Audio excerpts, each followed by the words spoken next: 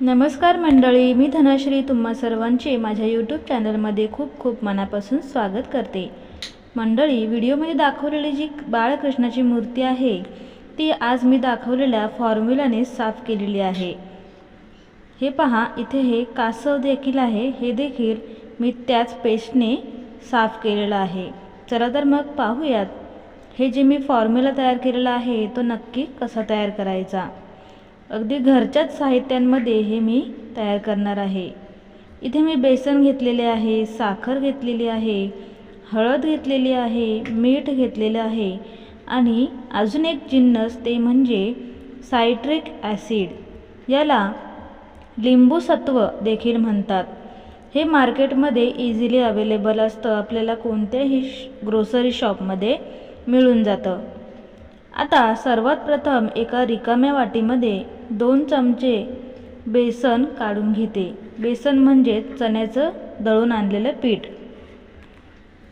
आता यामध्ये 1 चमचाभर एवढी साखर घेतलेली आहे।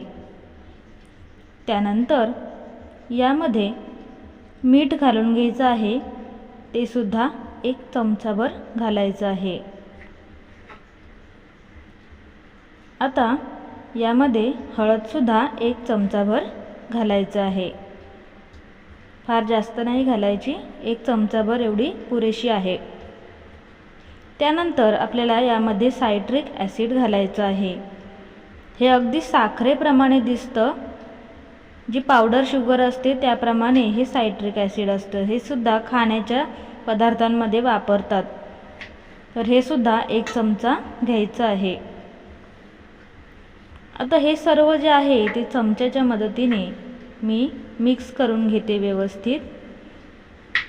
सर्व ज्या पावडरी आहेत त्या सर्व व्यवस्थित आपल्याला मिक्स करून घ्यायच्या आहेत। आता चमचा आपण साईडला ठेवून देऊ आणि यामध्ये पाणी घालून हाताच्या मदतीने आपण सर्व मिक्स करून घेणार आहोत। ह्याची आपल्याला पेस्ट तयार करायची आहे, अगदीच पातळ नाही बनवायचं, मीडियम ठेवायचं। व्हिडिओमध्ये दाखवल्याप्रमाणे आपल्याला याची कन्सिस्टन्सी ठेवायची आहे। पहा, अगदी जवळून दाखवते मी तुम्हाला। अशा पद्धतीने ही जी पेस्ट आहे ती आपल्याला तयार करून घ्यायची आहे। आता छोटी बाळकृष्णाची मूर्ती आहे, त्याला ही अप्लाय करायची आहे।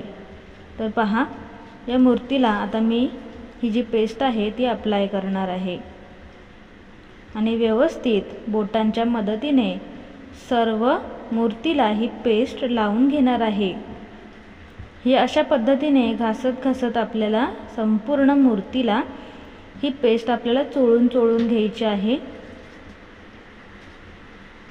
अगदी सगळीकडे आपल्याला ही पेस्ट लावून घ्यायची आहे। अगदी झटपट 5 मिनिटात सर्व हे स्वच्छ आणि चकचकीत, अगदी दुकानातून नवीन आणल्याप्रमाणे मूर्ती आपल्याला रेडी मिळते। आता ही स्वच्छ धुवून आणते मी, त्यानंतर फायनल लुक दाखवते। पहा, ही मूर्ती जी आहे ती धुवून आणि व्यवस्थित कोरड्या कापडाने पुसून आणलेली आहे। पहा, अगदी लखलखीत चमकते आहे मूर्ती। त्याचप्रमाणे ही जे कासव आहे ते असं आहे पहा, आणि त्यानंतर ही पेस्ट अप्लाय केल्यानंतर हे जे कासव आहे आणि त्याखालची जी प्लेट आहे ती सुद्धा अगदी चमचम करत आहे। पहा, अगदीच इझी फॉर्म्युला आहे मंडळी, तुम्ही सुद्धा नक्कीच हा फॉर्म्युला तयार करा आणि देवाच्या ज्या मूर्ती वगैरे आहेत, आपल्या ताम्हण आहे, तांब्या पितळाची भांडी आहेत, ती अशाच पद्धतीने तुम्ही चमकवू शकता।